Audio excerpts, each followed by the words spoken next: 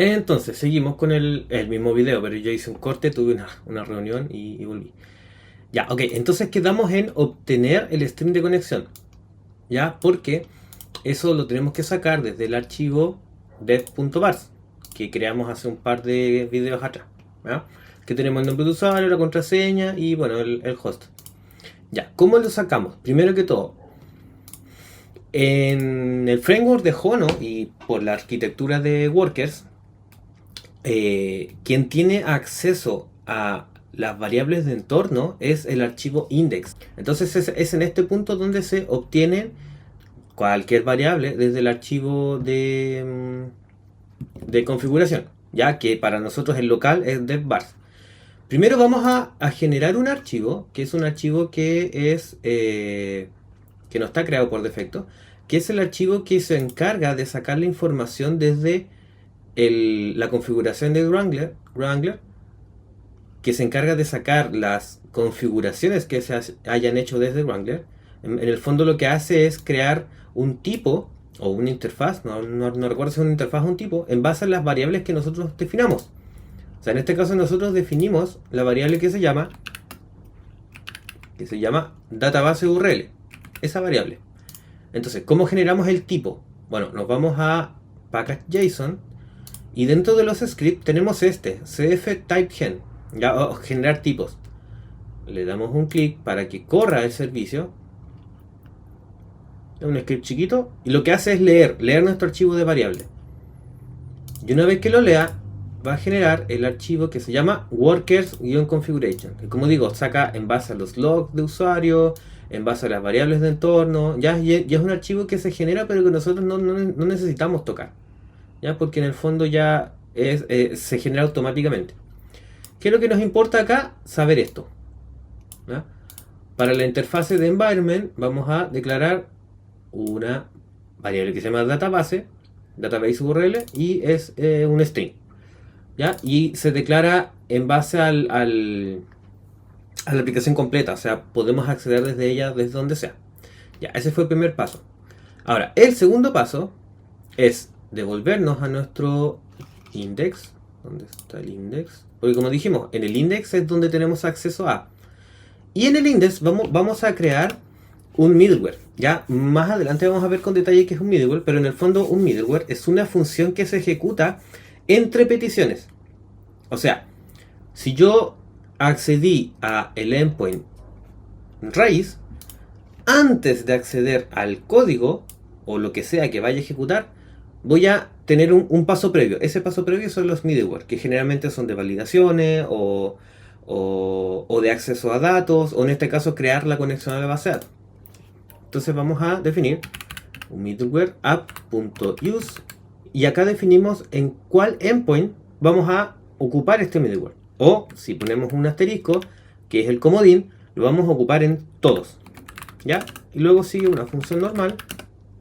Ahora, esta función tiene el contexto de la misma forma que acá. Ya, ese es el contexto que, como vimos en el video pasado, era un objeto que tiene la petición del cliente y a su vez la respuesta de nuestro servidor. Entonces tenemos context o C, que es de tipo context. Y además tenemos una variable que una función, mejor dicho, una función que va a continuar con el flujo.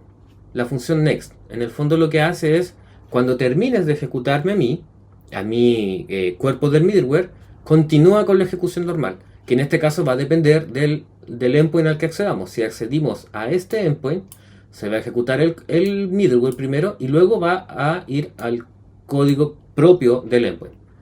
Dentro del cuerpo, ¿qué vamos a hacer? Vamos a primero a obtener, como dijimos, el string de conexión.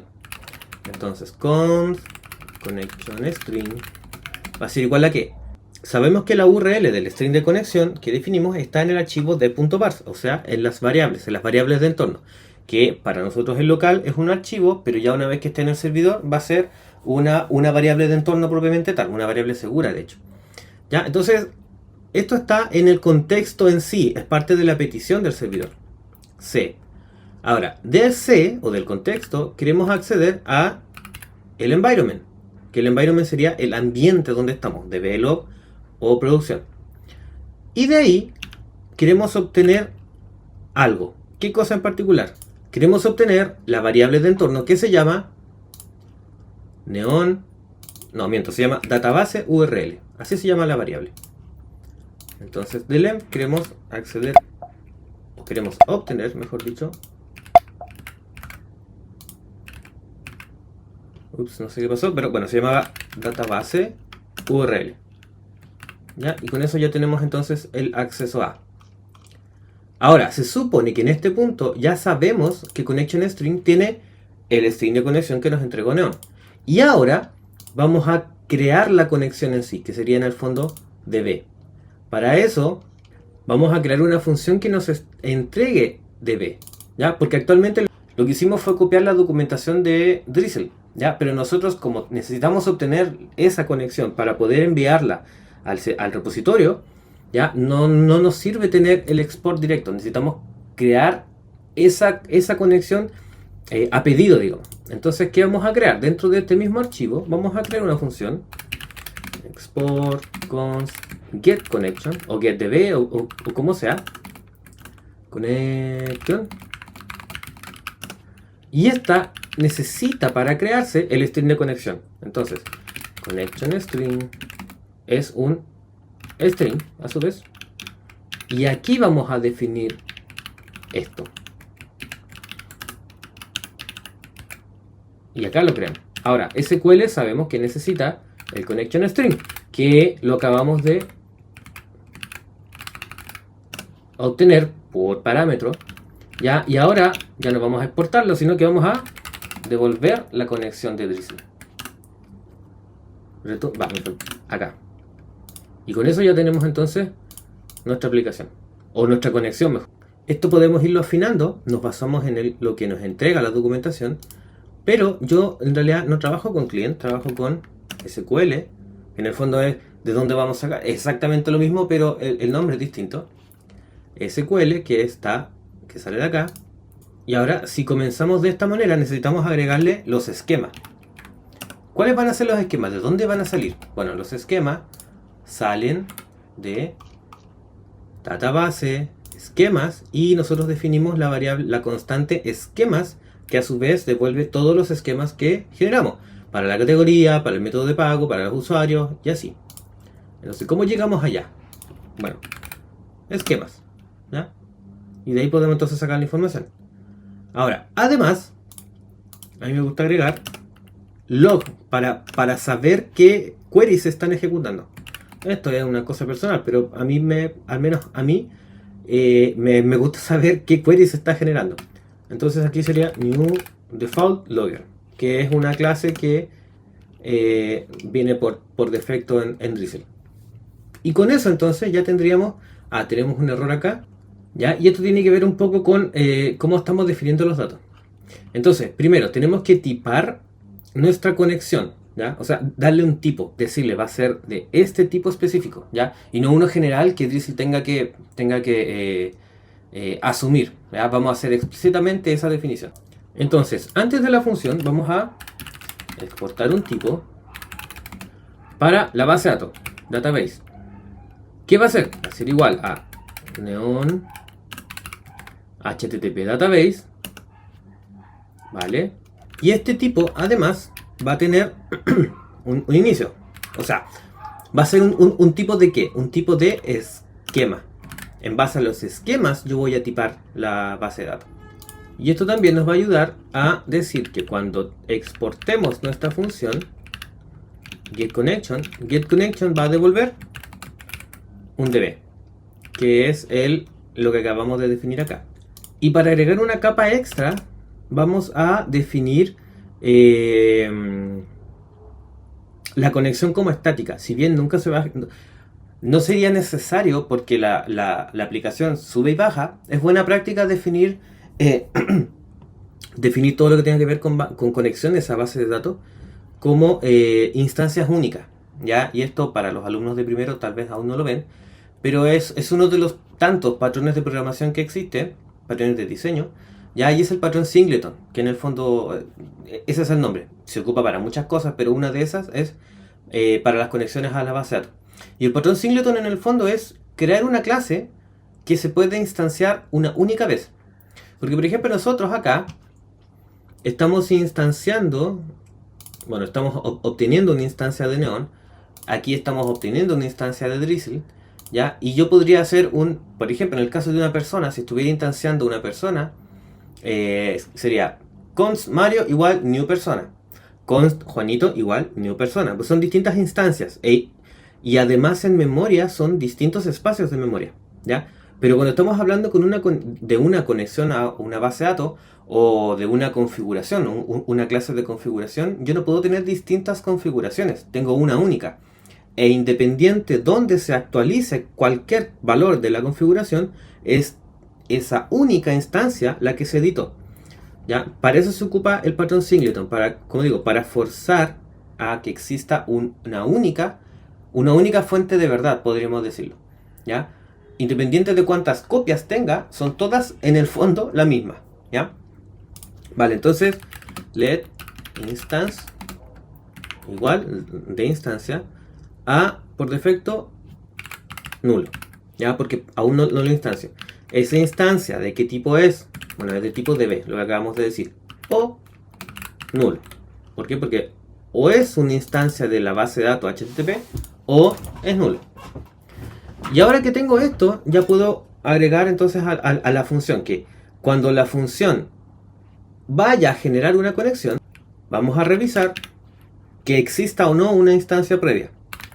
Entonces, si existe una instancia previa, recuerden que la primera vez que se ejecute va a estar nulo, por lo tanto no va a haber una instancia previa, ¿ya?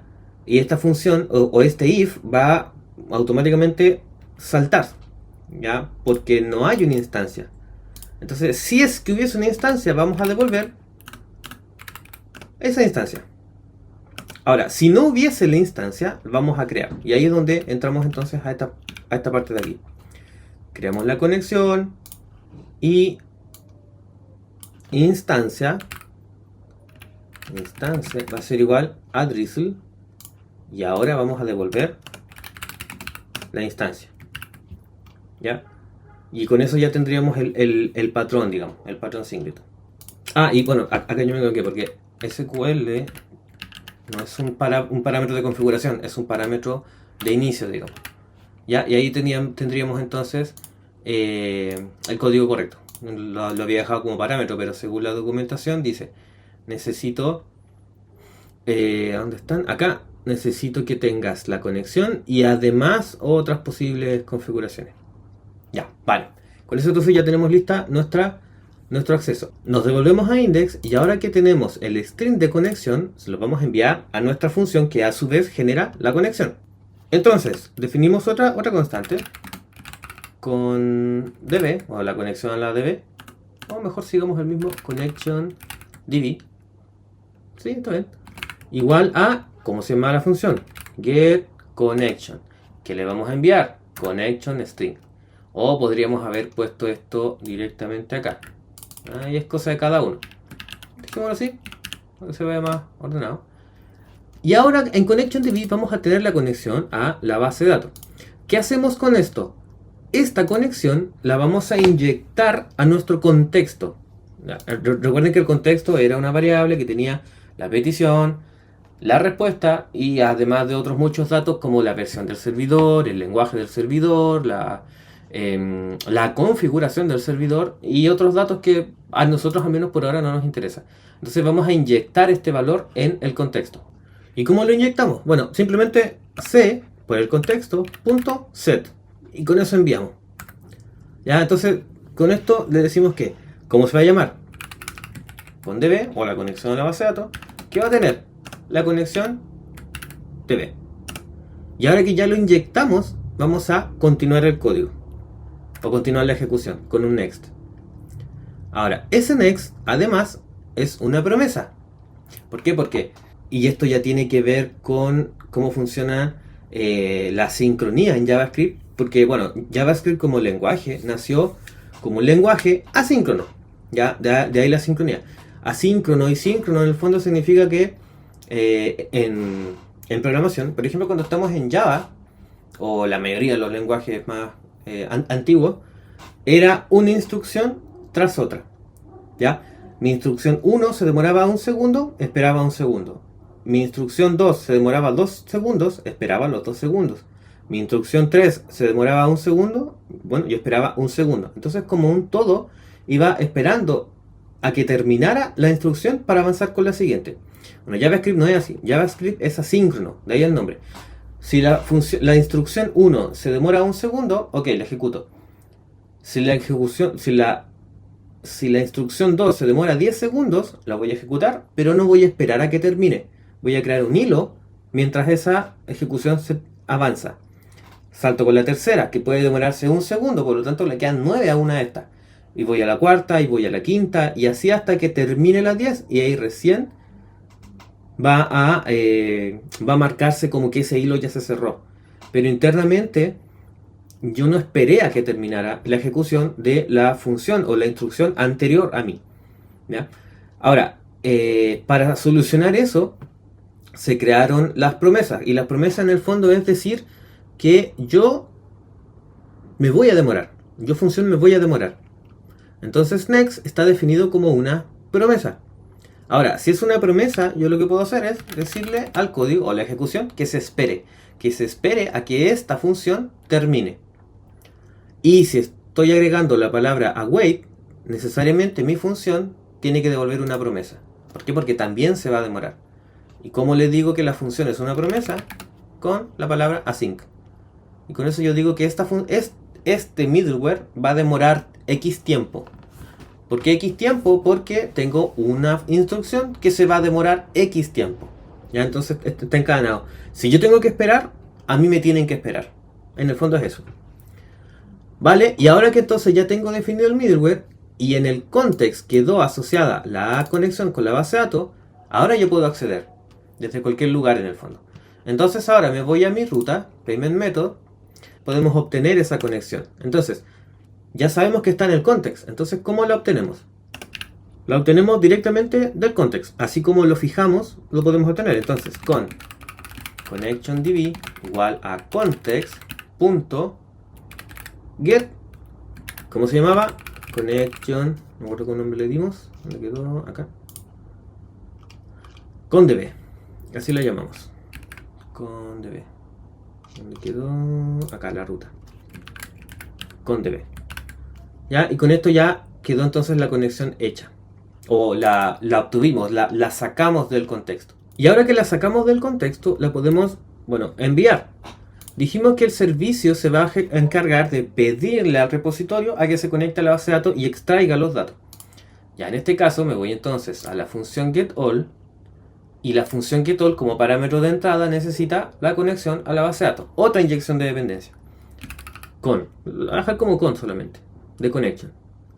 ¿Ya? O connection mejor. Connection. ¿Y esto de qué tipo es? DB. Entonces ahora si me devuelvo a la ruta me va a reclamar porque no tengo el dato.